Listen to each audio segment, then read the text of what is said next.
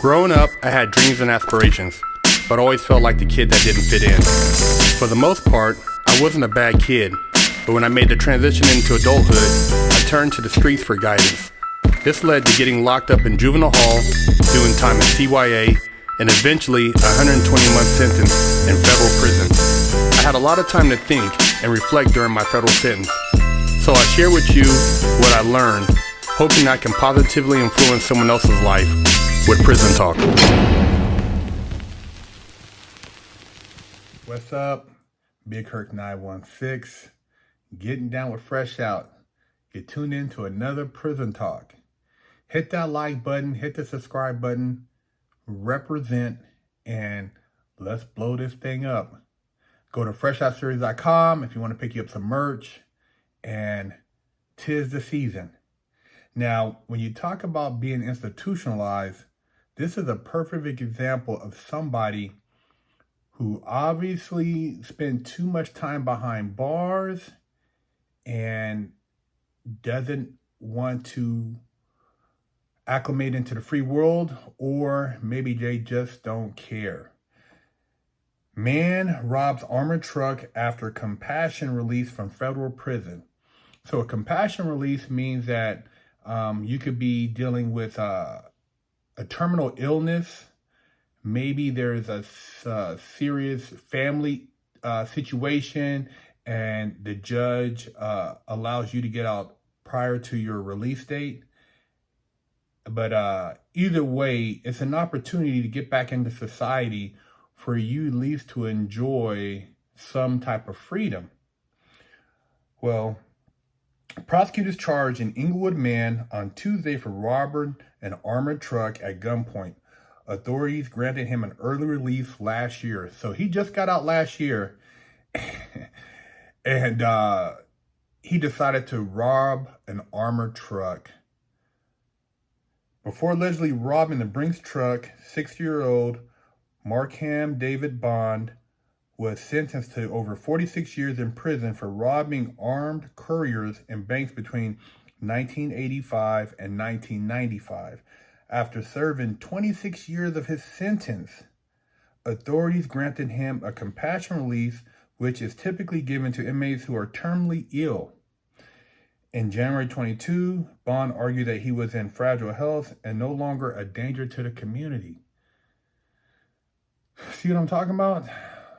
They gave this guy a break, and he said that he was just going to live out the rest of his years doing the right thing, but he couldn't do it.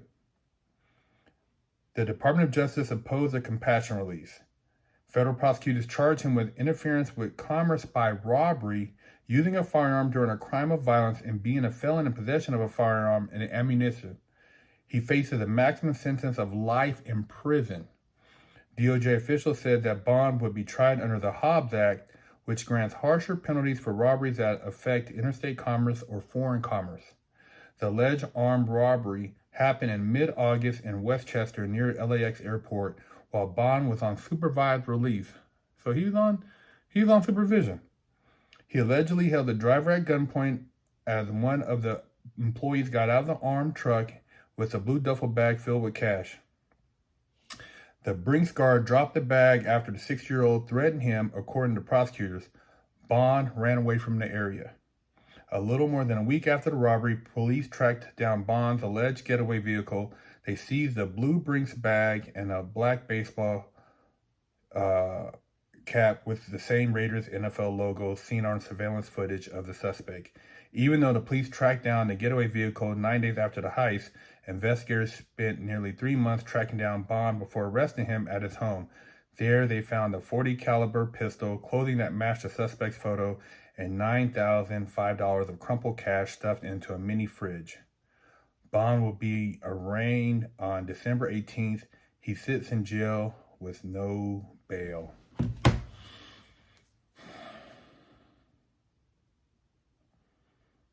"26 years this man sat in prison, having to stand up for count, having to go to the chow hall, having to deal with all the bullshit, having to have somebody look in your butt when they wanted to, being under supervision of guards and having no freedom. And then he does this after a year. Why do you think he did that? What do you think he did with his time in prison? I mean, he had enough sense to file for a compassion release, but do you think he had any plans outside of getting out? Do you think he prepared himself mentally when he got out to survive or to take care of himself or to start a family or a new beginning? So you figure 26 years, he was 20, 60, 40. He was 34 when he went in. Missed all that time.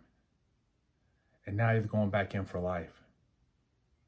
You know, it was a very dark reality for myself when I was sitting there in prison, and I got handed down that 120-month sentence, and I was sitting in the bullpen with another guy, similar situation, a guy who I did roughly like 18 years, right? A bank robber.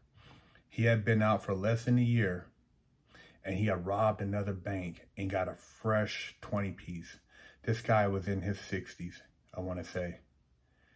And he was defeated. He was happy to get his time, and he just wanted to go to the pen.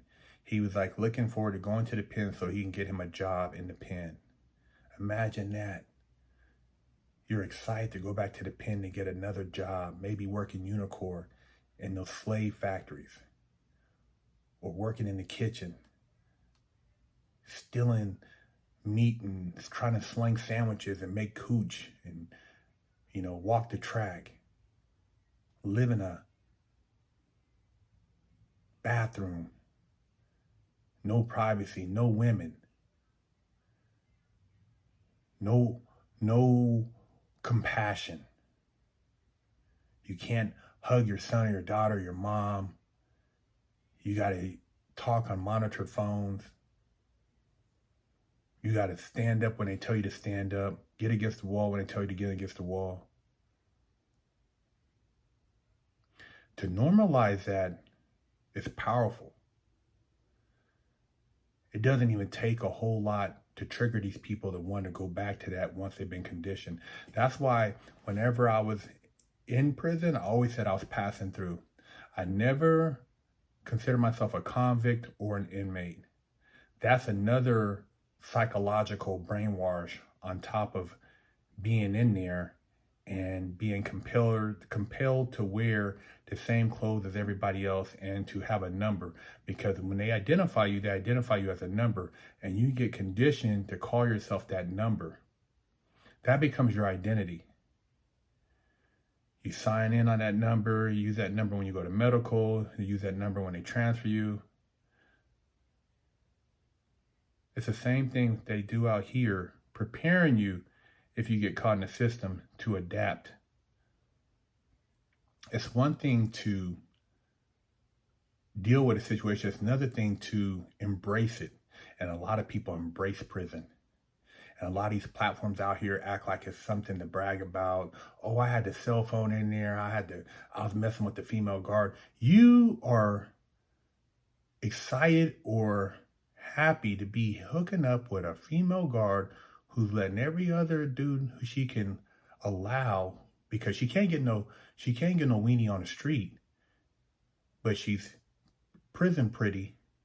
And if you could skeet in her, the other dude skeet up in her, or get her to bring them a cell phone or McDonald's burger, you think you're balling in prison because she's bringing you cell phones or drugs or whatever the case may be.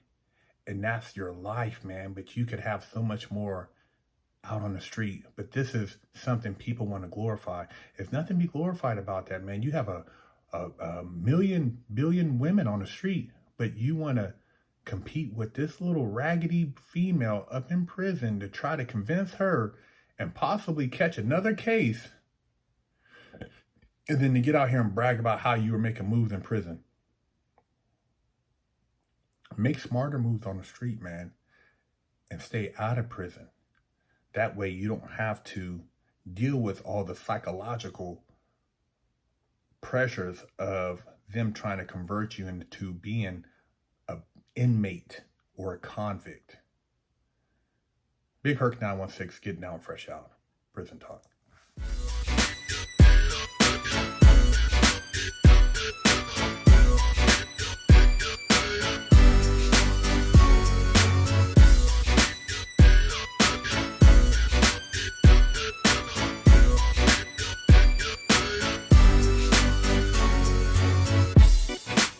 Lockdown's over. Get your yard time in. Exclusively at FreshOutSeries.com. What's up, everybody? Big Herc 916, getting down with Fresh Out. For the past 10 years, we've been trailblazing on YouTube, interviewing ex-cons with hopes of persuading people from a life of crime. Over at Fresh Out, we really care about the people. So we decided to create Fresh Out Ministry as a nonprofit and help troubled youth and families in need. This holiday season, if you want to make a difference in someone's life, go to FreshOutSeries.com and make a donation, and you will receive a verification letter with the amount of your donation, and yes, it is a tax write-off. We will provide you with that information. We know that holidays for a lot of families are very troubling, and people are struggling sometimes dealing with all the different things going on with the economy. So let's make a difference and bring joy to a family out there in need. Go to FreshOutSeries.com, make a donation, and let's bring some joy this holiday season. Stop walking around with a crusty butt, smelly ball sack, and a funky hoo-ha. Big Herc said, wash that ass. Pick you up a t-shirt at FreshOutSeries.com.